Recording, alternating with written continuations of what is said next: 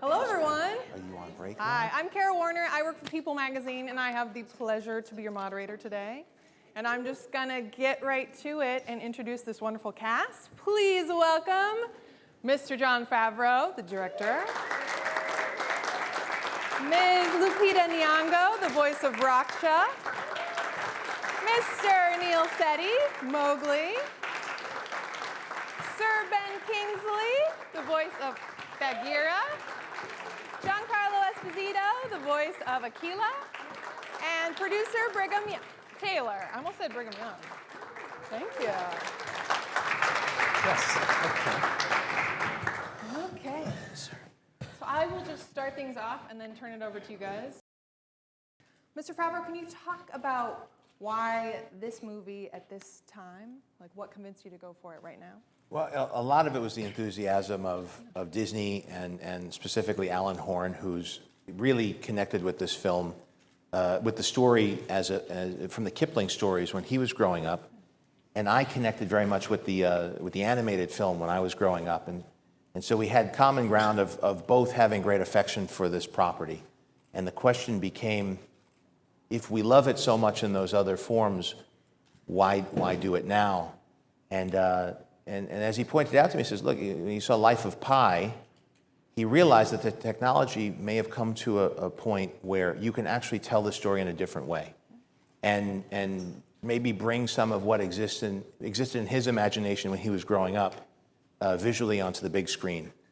And I was very compelled with the idea of taking what can be done in visual effects now. And I was also very impressed with films like Planet of the Apes, Avatar, Life of Pi as well. And specifically what was done in Gravity, the way that they filmed the principal photography almost as though it were an element shoot for an effects piece. And it became a big puzzle. And after sleeping on that and thinking about it, I came up with a take on it, and when I came back and we all discussed it, it sounded really, really cool. And so 100 years ago was the book, 50 years ago was the animated film, and now 50 years later, it's time to update the story for our generation. The actors, I'm just wondering if you could talk a little bit about how Jon convinced you to come on board, or sort of what you loved most about jumping in. Jon sat next to me at a party.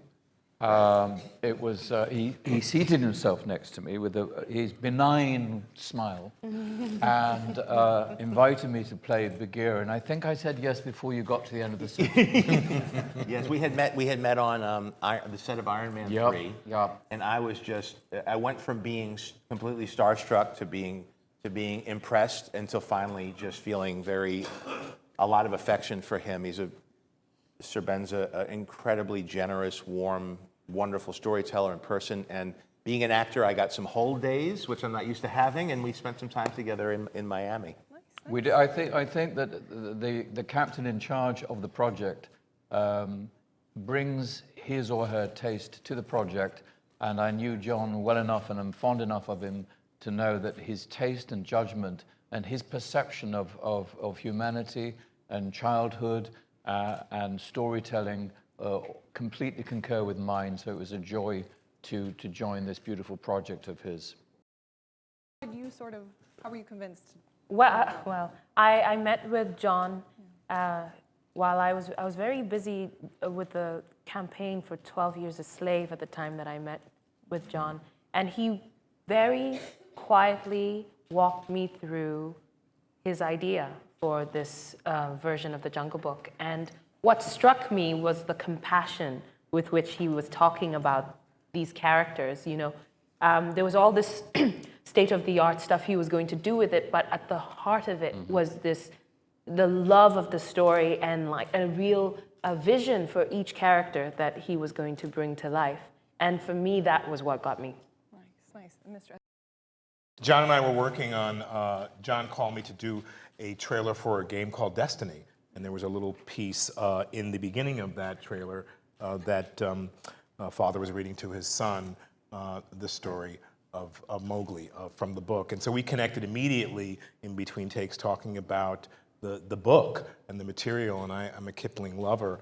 and it went away. And wouldn't it be cool if one day this could be a re-realized film? And Jon is so, as Sir Ben said, really in touch with all of his experiences, and which is really wonderful when you meet someone who is that keen and that sharp, who has not only the memory of it, but has the actual feeling for it. And so we had this wonderful conversation regarding it, and then months later, he called me and said, "Hey, guess what?" Which excited me very, very deeply. Just in my head, remembered him reading the strength of the pack is the wolf, and the strength of the wolf is the pack. And as we were developing the script for Jungle Book that I was hired for, completely years later, I think, or a year later, I remembered him reading that when we worked together, and I said, that's the guy we need for Akela, who's the one who's sort of passing the law down to the next generation of wolves.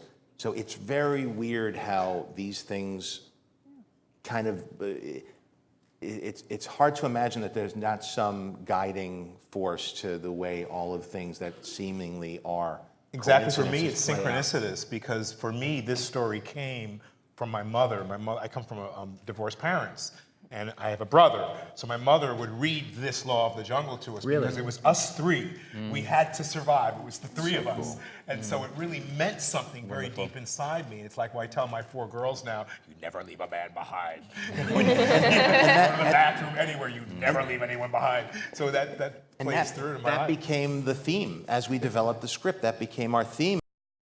And it all came from just drawing back to the Kipling, drawing back to this experience, hearing a wonderful performance in my head that I had heard, and then so it organically evolved into that. Nice. Last question from me before I turn it over to you guys.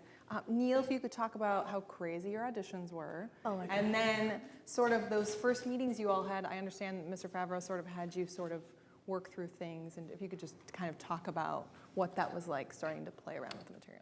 It felt like it was too easy. Like, that shouldn't have happened like so easily. I just auditioned once, and Jon really liked me. And then the first time I met Sir Ben Kingsley and Lupita, I voice recorded with Sir Ben, and I met you at D23, right, the convention, and that was a lot of fun. I got to see like my face. And what about the sort of how you orchestrated everyone meeting each other? And Well, I tried to get them to perform as much as I could together, because I didn't want. I've done animated voices before, and it tends to degrade eventually to, okay, just say it again louder. and depending on how good the filmmaker is, either they use the loudest take because it has the most energy and wakes the kids up in the audience, or they could weave together the subtlety of a performance. But it's a lot to ask of people. And I wanted this to feel like a live action film and not an animated film, and part of the key was to get a very conversational performance. And I know very much from being an actor, you rely upon your scene partner. And the energy of a scene partner modulates your energy and affects it, because we're a communal species. We mirror each other, we key off each other, there's little status relationships going on, and scenes have to build and have a shape to them, and that comes from, it's a team sport. You play it like a tennis match with the person you're in front of the camera with. Luckily, Neel came with me whenever I went to different locations, or I think Sir Ben was the first person that Neel worked with, and of course, he's a wonderful teacher and mentor and experienced thespian, and so passing good habits on to the next generation, which works so well for the relationship between the two of them on screen, and with Bill Murray as well, and then to get Bill Murray with Christopher Walken as well. So it's always trying to get combos and making sure that I had reference or capture data for the animators to work from. I'm curious for the actors to talk about surrendering themselves, their personalities, and some of their physical features into the characters they're voicing, and the relationship that an actor now has with the kind of surreal special effects that Jon has so expertly created with his team for this film. So starting with maybe Age Before Beauty, Sir Ben, would you like to address that? My secret to my performance, I discovered later, which is odd. but I had an intuitive feeling, grasp of something in him, and I realized much later that I actually am playing Kipling. That Bagheera is Rudyard Kipling. He's the voice of Kipling in the story.